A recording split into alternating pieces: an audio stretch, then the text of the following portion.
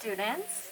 Today we're going to make art about your gardens and all of the beautiful nature that you can find around your house. And I'd like to start with a book that I've had in my library for a very long time, which is called Planting a Rainbow.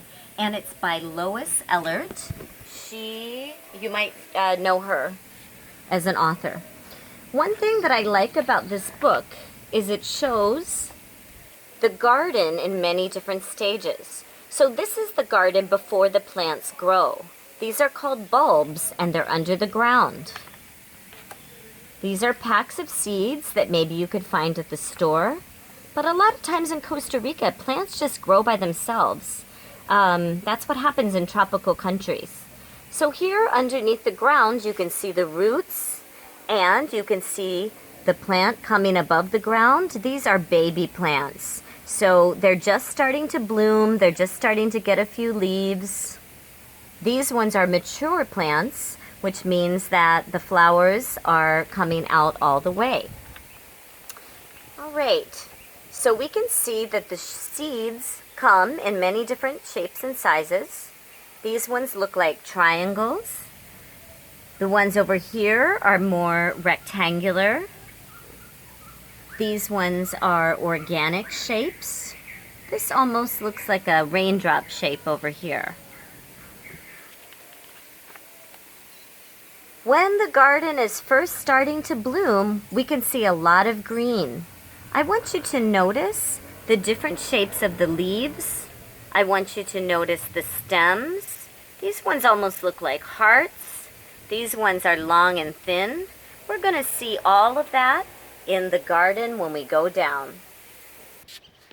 This plant is tall and thin.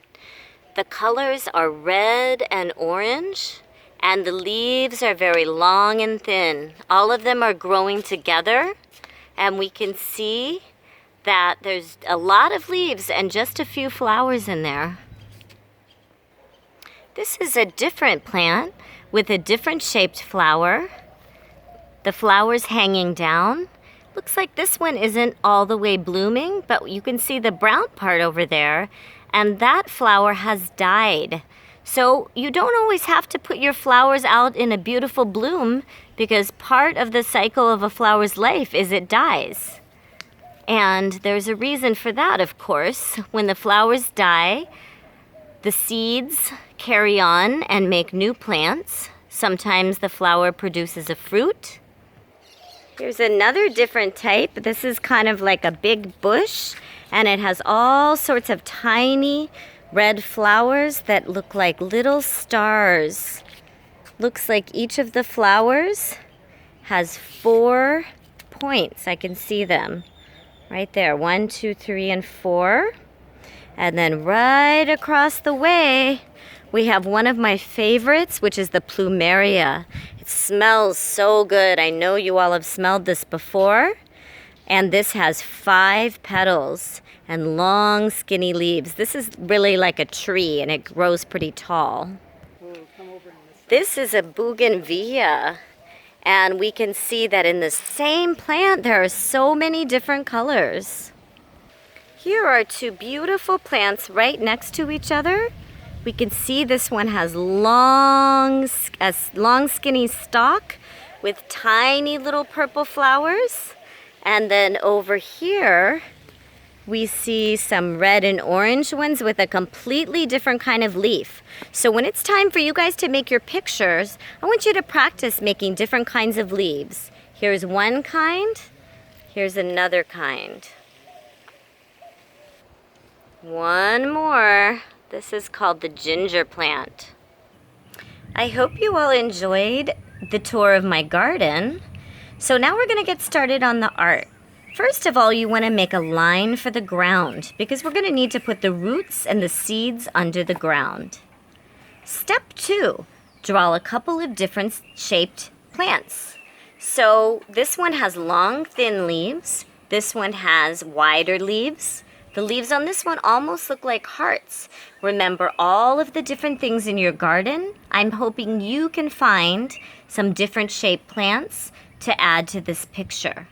This is not a time for making trees. We want to get really close to the ground and draw all of the small flowers. For step 3, I would like you to think about adding the seeds under the ground and the roots. Something else that's super important for the garden is your pollinators. So you might be asking, what are those? Well, those are the hummingbirds, the bees, the ants, the butterflies, the beetles, even little mice. And these creatures take the seeds from one part of the garden to the other part. And that's what makes the flowers grow. They pollinate the plants. They bring them from one plant to another plant in different places in the garden. The last part is to add more of your pollinators. Maybe you want to add a worm or a beetle. And then you can color. Sometimes for this project, I like to use my crayons and push a little bit hard. Of course, I want to be very neat and stay inside the lines. So I'm coloring very carefully. Maybe you want to use markers or colored pencil.